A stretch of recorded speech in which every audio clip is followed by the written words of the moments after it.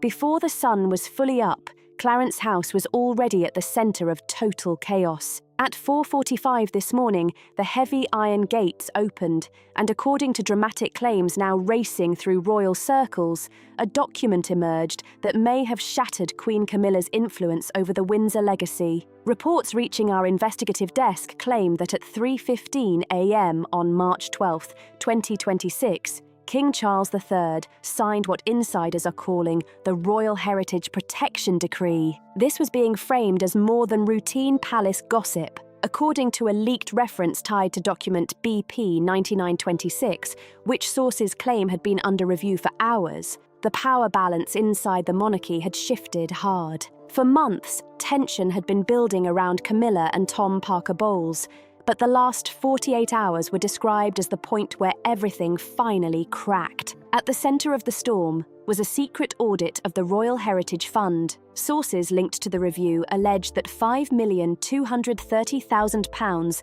had been routed through a Luxembourg shell company called Stag Crown Hospitality Limited, reportedly connected to Tom Parker Bowles. The alleged goal was bold: turn Greystone Downs woodland into an ultra-luxury eco-resort for foreign dignitaries, with rates said to reach £5,000 a night. But the twist that really lit this up came from the late Queen herself. A sealed leather envelope carrying Queen Elizabeth II's monogram was reportedly opened this morning. Inside was said to be a 2021 codicil containing a legal safeguard described as anticipatory obstruction. According to palace chatter, it stated that if any non-blood relative attempted to commercialise the estate, control would transfer immediately to Prince William. That is when the mood inside Clarence House was said to turn ice cold. Accounts from inside the room described a scene of total devastation when the forensic audit was presented. Camilla's reaction, according to one palace source, was explosive.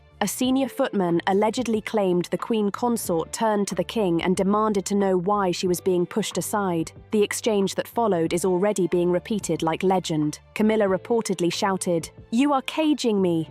Even in your illness, you are letting them cage me." William, standing by the window in room 1844, was said to answer with chilling calm, "I am not caging you, Camilla. I am simply fulfilling a promise my grandmother made to this nation. The crown is not for sale, and the stables are not a spa." That line was said to hit the palace like a slap. If you are shocked by this royal twist, hit that like button and subscribe right now. Comment William below if you think the Prince of Wales is right to protect the royal legacy at all costs. The timeline only made the collapse look even worse. On January 30th, 2026, at 10:22 a.m., Princess Anne allegedly intercepted encrypted emails between Camilla's legal liaison, Spires Mallory, and a peer in the House of Lords. Those emails reportedly outlined a plan to bypass William's authority over Green Heath Estate, land said to be worth £80,450,000. By February 2nd, Charles had reportedly ordered a full review through the Privy Purse. Then, on February 5th at 4:15 p.m., an unrelated security scandal involving Andrew Mountbatten Windsor allegedly created the perfect cover for William to act. That was when the Luxembourg bank records were reportedly placed in front of the King. According to the claims, Tom Parker Bowles had been using royal prestige to attract private investment from East Asian conglomerates, offering them elite culinary access tied to the Windsor brand. Today's decree was being described as the final nail in the coffin because it allegedly did not just stop the resort plan. It demanded repayment of the £5 million too. For Camilla, that was being described as a brutal personal and political blow. Palace talk now suggests she could be shut out from major financial decisions involving royal estates. She may still hold the title, but the power behind it has allegedly been cut away. Still, one question kept hanging over the whole story. Why did King Charles choose this exact morning to move, and what was on the third page of the Luxembourg files that reportedly made William go pale? Sources insist another name appears in those papers, one that suggests the betrayal may go far deeper than Camilla alone. Then came the second hit. At 9:46 a.m., while the first shock was still spreading, another humiliation reportedly landed. If Greystone Downs was the legal wall, then Green Heath Estate became the stage for Camilla's most public defeat yet. Claims tied to the Crown Trust Authority said a legal trap laid years ago had finally snapped shut. Green Heath, a 500-acre stretch of ancient woodland beside a historic Roman road, was reportedly supposed to be the centerpiece of Camilla's hospitality vision, a media-friendly culinary wellness destination backed by a French spa group and investors from Dubai. But by 10 a.m., that dream was said to be over. Investigators reportedly identified a hidden £37 million private trust built through decades of transfers and personally approved by Queen Elizabeth II. The fund was allegedly reserved for William's future environmental projects. The legal move that killed Camilla's plan was described as ruthless and precise. First, Princess Anne reportedly sealed the asset transfer at 5 p.m. yesterday. Then the documents were backdated to December 28, 2025. That move allegedly erased any commercial agreements Camilla had signed in the meantime, making them not just void, but legally, as if they had never existed at all. Inside Romley House last night, Camilla, Tom Parker Bowles, and two senior estate lawyers reportedly held a 52-minute crisis meeting. Palace leaks claimed Camilla discussed arguing that the late Queen had been influenced when the papers were signed, but that line of attack was allegedly crushed almost at once. At 2 p.m. today, Charles reportedly sent a private warning saying that any attempt to question his mother's judgment would be treated as an attack on the Crown itself. Then came what insiders described as the most chilling moment of all. A royal black sedan reportedly delivered an audio recording to Clarence House, said to have been made in 2021. In that recording, Queen Elizabeth II allegedly explained why Green Heath must never be commercialised. According to palace sources, she described it as a protected legacy zone for child rehabilitation and environmental stewardship, under the sole patronage of William and Catherine. Hearing the late Queen's voice lay out the plan years in advance reportedly left Camilla shaken. If you are following this unbelievable shift in power, hit like and subscribe now. Comment justice if you believe King Charles is doing the right thing by backing William. By this stage, palace watchers were floating three possible outcomes. First, Camilla could try for a quiet settlement to avoid a public fight. Second, Tom Parker Bowles could be forced to dissolve Stag Crown Hospitality and step away from the centre of the scandal. Third, and many insiders say this is the most likely, Charles could issue a formal decree by month's end stripping the Queen Consort of remaining regency privileges tied to estate control. With the king already facing pressure over his health, a public war with the heir would be the last thing the monarchy needs. But one image from this morning refused to go away. At 9:46, William was reportedly seen standing alone at the gates of Green Heath holding a red leather folder. Inside, sources claimed, was a list of every foreign investor who had tried to buy into Camilla's project. And one name on that list was said to belong to a direct royal relative who betrayed the Prince of Wales. Then came the final move in this royal chess game. At 11:15 a.m. today, a sealed leather envelope marked with the cipher of Elizabeth II was reportedly presented to the Prime Minister. That document allegedly confirmed the final transfer of the Oakidge estate to Prince William. The estate may be valued at £18,400,000, but insiders say the real damage is not financial. It is the structural blow this dealt to Camilla's inner circle. Oakidge was known as one of the late Queen's most private sanctuaries, outside the normal Crown estate rules. Sources claimed her private will contained another anticipatory obstruction clause, hidden for 5 years and read aloud to senior royals in the Green Drawing Room yesterday afternoon. The clause reportedly blocked any challenge from those outside the Windsor bloodline or anyone who married into the family after 2010. The room was said to fall into total silence for 3 full minutes before the fallout began. Camilla reportedly rose from her seat and walked out without saying a word to King Charles, while Tom Parker Bowles, who had been counting on a Privy Purse appeal to reclassify Oakidge as a public asset, was allegedly seen in the hallway raging at his legal team, staring straight at the wreckage of a plan that had just collapsed around him. Inside the palace, the silence after the Oakidge decision reportedly felt heavier than the scandal itself. A voiceover account of the scene described Princess Anne,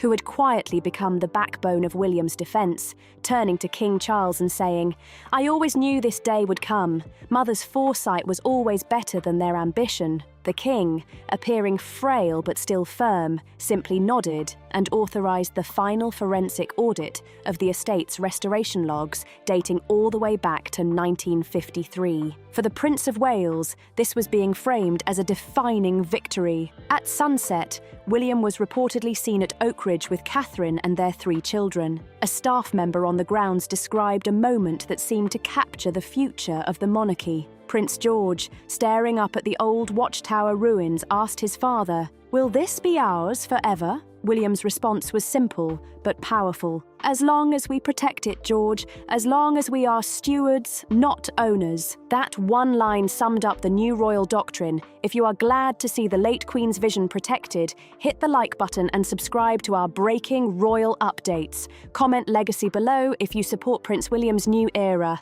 Now, palace watchers are focused on the next 90 days, and 3 possible paths are already being discussed. First, the messy route. Camilla's advisors could try leaking negative stories about estate costs to make William look reckless. Second, the quiet exit. Tom Parker Bowles could settle private debts and withdraw every hospitality mock-up connected to the estate. Third, and likely the strongest path, William signs the Green Heath and Oakidge Royal Future Trusts by the end of the week, locking both estates into an ethical structure that prevents any future commercial use. The reason that third path looks so realistic is simple.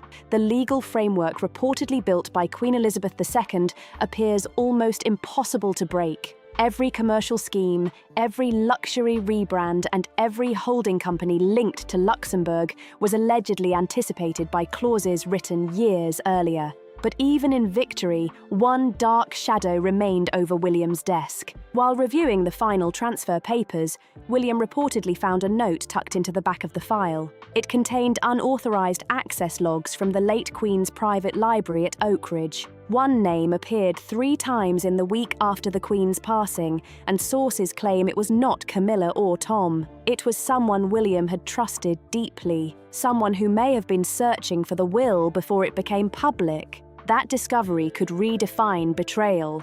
And then came another shakeup at 11:42 a.m. on March 12th, 2026. Inside Buckingham Palace, the atmosphere reportedly shifted from quiet tradition to surgical restructuring. Our investigative desk received claims of a document now being called the Windsor Overhaul. According to the classified memorandum labelled BP2026-Z, King Charles III had officially transferred final strategic authority to Prince William. This was not being described as a normal management change. It was being framed as a full corporate-style reset of a 700-year-old institution. Prince William, with the steady support of Princess Catherine, was reportedly moving with a speed that left old-school royal traditionalists rattled. Sources close to the Privy Council claimed the monarchy would now operate under a slimmer model, reducing the number of working royals and introducing a level of accountability rarely seen inside the Windsor setup.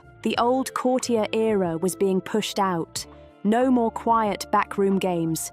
No more invisible power brokers steering the crown from behind polished doors. William's new structure reportedly places scandal control at the top of the agenda, with the so-called Andrew problem becoming one of the first targets. Following claims surrounding Andrew Mountbatten Windsor and alleged confidential government documents, William reportedly moved to strip away the last visible pieces of influence connected to him. But the fallout did not stop there. It also reached Camilla's inner circle, especially through her long-standing connection to Sarah Ferguson. According to palace claims, William presented King Charles with a file late last month inside the cabinet room at Clarence House. The file reportedly detailed Camilla's continued connection to Ferguson, whose name had been pulled into renewed scrutiny after old messages allegedly surfaced involving a request for £20,000. For William, that connection became a line in the sand. A senior aide's account claimed William told his father, "The institution cannot survive the stain of association. We are building a future based on merit and transparency, and that future does not include those who leverage the crown for private bailouts." That statement reportedly created a sharp rift between the future king and Queen Camilla, who saw the move as a betrayal of personal loyalty. But William's response was said to be ice cold. During a confrontation lasting exactly 34 minutes, he reportedly issued what insiders are now calling the March ultimatum. Camilla was allegedly told she must publicly and permanently distance herself from the Ferguson circle, or her influence within the Regency Council would be reduced to a purely ceremonial role. That was not a request. That was the new architecture of the monarchy. If you are standing with William in this fight for the crown's future, hit the like button now and subscribe for more forensic royal updates. Comment "Modernise" below if you think this corporate-style overhaul is the only way to save the monarchy. While William handled the legal and strategic side, Catherine reportedly took control of palace crisis management. Sources claimed she had become the main strategist behind the royal communications team, effectively pushing Camilla's PR staff to the side. That shift allegedly caused deep personal friction. One palace press office source claimed Camilla became visibly combative, accusing Catherine of making her and King Charles look weak by letting the younger generation take the lead. Catherine's response was reportedly calm, but brutal in its clarity. "We aren't trying to make you look weak, Camilla. We are trying to make the monarchy look survivable." King Charles, now 77 and still facing health challenges, has reportedly found peace in the transition. Sources claim he understands his reign may be shorter than he once imagined, so he is choosing to spend his remaining strength supporting William's vision. By granting William and Catherine authority over royal warrants, a privilege once guarded with extreme jealousy, Charles has effectively handed them major influence over the crown's commercial and social power. Now, 3 realistic scenarios are being discussed for the coming weeks. First, Camilla remains Queen Consort in title only, living quietly at Mill House while William and Catherine handle state affairs. Second, Charles chooses to step down early to secure a smooth transition while he can still guide the process. Third, William dissolves the current royal household structure and replaces it with the Windsor Trust, legally blocking any non-blood relative from ever holding strategic power again. But as the sun set on this historic day, one final piece of data remained unresolved. The Luxembourg bank logs reportedly revealed an unauthorized login to the Stag Crown hospitality accounts at 4 a.m., just minutes before the King's decree went public. The IP address was allegedly traced back to a private terminal inside Kensington Palace. Someone inside William's own house was watching the money move. Was it a mole? Or was it an ally making sure the evidence stayed secure? The breach is internal, the fallout could be global, and as investigators race to verify the user behind that terminal, the final betrayal is now closer than ever to being revealed. By the time 9:46 a.m. hit on this historic 12th day of March, 2026, the western boundary of Heath estate had fallen into a silence so sharp it almost felt staged. Prince William, dressed in a plain navy wool coat and accompanied by only one senior aide, stepped forward to sign the first official charter of the Heath Royal Future Trust. There were no press crews waiting for the perfect shot, no loud announcement, no royal standard flying above the trees. This was quiet power, executed with precision. By signing that charter, William reportedly turned the late Queen Elizabeth's environmental and educational vision into legal stone. Every commercial scheme connected to Tom Parker Bowles, every glossy plan for a wellness vineyard spa, and every Luxembourg-linked holding company had just been blocked at the root. Heath was no longer a prize to be branded, packaged, or sold to the highest bidder. The estate was now legally protected from any kind of luxury conversion, private hospitality deal, or royal name exploitation without the written approval of the Prince of Wales himself. That single signature did what months of palace tension could not. It shut the whole thing down. Then came the image that nobody inside the palace will forget. At exactly 9:55 a.m., a royal Rolls-Royce appeared at the estate's western gate. Queen Camilla stepped out wearing dark glasses, clutching a black leather folder tight against her chest. She did not walk toward William. She did not speak. According to a security detail present at the scene, she stood completely still for exactly 3 minutes, watching a future she could no longer control unfold right in front of her. The official response from the Queen Consort's camp arrived less than an hour later, and it was brutally short. Her PR team issued one line: Her Majesty Queen Camilla regrets the recent developments and supports the King's reaffirmation of the late Queen's legacy. That was not a denial. That was not a fight back. That was surrender dressed in palace language. One senior footman who served the late Queen reportedly said it best. This wasn't just a house, it was the Queen's final chess move. And in the grand tradition of the woman who made it, the move was perfect. If you are watching this turning point in royal history unfold, hit the like button and subscribe for more investigative updates. Comment stewardship below if you believe William has successfully defended the crown's honour. But even as William, Catherine, Prince George, Princess Charlotte, and Prince Louis stood near the grounds of Green Heath, a darker truth was emerging from deep inside the palace's digital system. Our investigative team has now confirmed the most shocking detail in this entire £80 million conspiracy. The unauthorised login to the Stag Crown hospitality accounts, which happened at 4 a.m. this morning, was traced back to a specific terminal inside Kensington Palace. And here is where the story turns nasty. That terminal did not belong to an ordinary staff member. It was not sitting in the administrative wing. According to the digital trace, it was located inside the private living quarters of the household. That means the betrayal was not just around Camilla or Tom Parker Bowles. It came from someone close enough to sit inside William's own world. Someone inside Kensington was watching the money move. Was it sabotage meant to help William? Or was someone in the prince's inner circle secretly tied to Tom's hospitality scheme? The forensic logs showed that exactly 3 files were deleted 40 seconds after the King's decree was signed. Those files reportedly contained the names of private investors promised access to the so-called Royal Culinary Circle. Cybersecurity experts are now working to recover those names, and the early signs are messy. The evidence suggests that a high-ranking figure from the younger generation may have been playing both sides of this palace war. William's trust has now become the centre of the next fight, because the hunt for the mole inside Kensington Palace has become the monarchy's top priority. Stay with us as we prepare to reveal the identity of the person who accessed those files. The final betrayal is closer than anyone imagined. Subscribe now and turn on notifications, because you will not want to miss the next breaking report.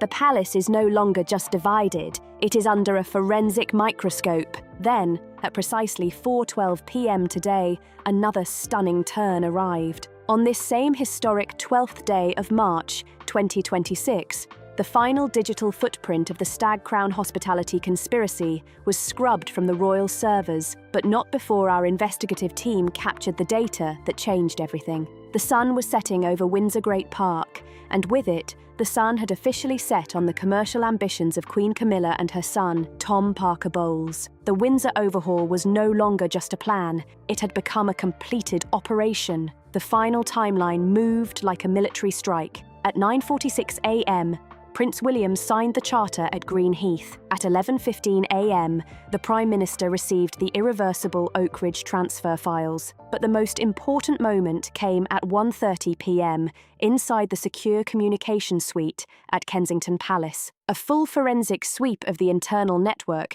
was reportedly authorised by Prince William himself. Sources within the Royal Protection Command confirmed that the so-called Kensington Mole, the person who accessed the Luxembourg hospitality files at 4 a.m., had finally been identified. But the motive was not what people expected. According to a leaked security memo, the access was not for profit, it was a controlled extraction. The person was an internal whistleblower, a high-ranking member of William's trusted circle who had been monitoring Camilla's communications for 6 months. This individual reportedly retrieved the final list of foreign investors just seconds before Tom Parker Bowles attempted to delete the evidence. The final confrontation at Clarence House revealed the scale of William's victory. As Camilla prepared to leave for her private residence, William reportedly met her in the Grand Hall. A witness described the moment as the closing of a royal chapter. William allegedly said, "The shadows you tried to cast over my grandmother's legacy have been erased by her own hand. The files are secure. The investors have been notified. Your son's brand is over." Camilla's only response, delivered in a low whisper, was, "You have learned too much from her, William." And that is the ultimate heritage lock. The mechanism is now almost impossible to break. First, the Royal Future Trusts are legally recognised as inalienable sovereign assets. Second, a new Windsor Protocol has been created, requiring a forensic audit of every royal marriage contract to stop future commercial exploitation. Third, repayment of the £5,230,000 has reportedly been secured against Camilla's future private income. If you are relieved to see the Prince and Princess of Wales take command of the monarchy's future, hit that like button right now. Subscribe and click the bell, because the next 90 days could bring the biggest restructuring of the British throne since 1936. Comment victory below to stand with William and Catherine. Now the palace is facing a 3-way scenario tree for the rest of 2026. First, the exile scenario. Tom Parker Bowles officially moves his business interests to Rome and is effectively barred from royal events for the next decade. Second, the Regency scenario. King Charles III, citing health and the success of this transition, appoints William as Prince Regent by December, giving him full sovereign powers while Charles remains king in name. Third, the total erasure scenario. The Stag Crown files are handed to the Serious Fraud Office, potentially leading to a public trial involving Camilla's advisors. Insiders rate that outcome at only 20%, but even that number has shaken the room. The reason the Regency scenario is gaining traction among constitutional watchers is simple. William has shown that he can protect the institution from the inside out. He has defeated an alleged £80 million conspiracy without one public meltdown, one reckless interview, or one angry palace statement. He moved quietly, legally, and with the kind of cold discipline that changes dynasties. But as we close this breaking report, one final detail has surfaced, and it may take this story far beyond palace walls. The investor list retrieved by the whistleblower reportedly contains a name that has sent shockwaves through diplomatic circles. It is a name from the Montecito Circle. Was this scheme connected to the self-exiled royals in California? Was the money trail stretching from Camilla's camp straight across the Atlantic? Our sources say investigators are now tracking wire transfers linked to a bank in Santa Barbara. And if that trail is confirmed, this will no longer be just a Windsor scandal. It will become a global royal rupture. As you watch this, the next level of betrayal is moving into view, and the final reveal could change everything. So make sure to like this video, drop your comment below, and subscribe right now so you do not miss the next update. The story is not ending here. It is just getting started.